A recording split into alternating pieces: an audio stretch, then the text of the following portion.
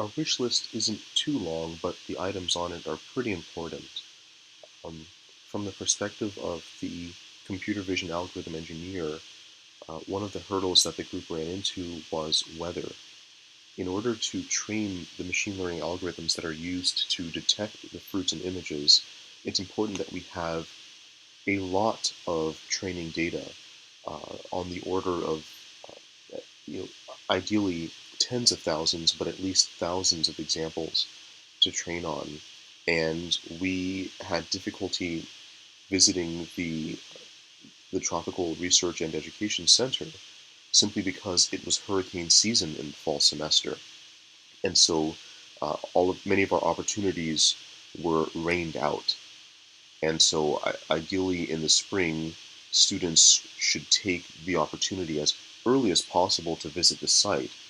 Whether the drone is flyable or not, they should record as much data with their cell phones, for instance, of the fruits, sort of simulating the motion of the drone traveling, so that there will be a lot of data on which to train the detectors on.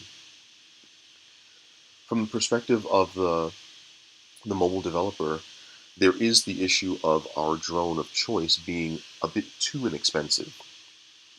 Unfortunately, only with mild weather conditions like 15 mile per hour winds and that sort of thing, the drone is effectively not flyable. Um, in following the waypoints that we programmed it to follow, the drone drifted substantially and did not automatically detect its drift and correct for its drift in order to fly in a straight line. A product that's maybe $1,000, I think, would do a great job, sort of like the Mavic. Um, and then, of course, one of the things that wasn't accomplished, in addition to having highly accurate results in vision, and in addition to getting the drone to fly autonomously, we had a shortcoming of not getting the client app and the computer vision module on the back end to communicate with one another.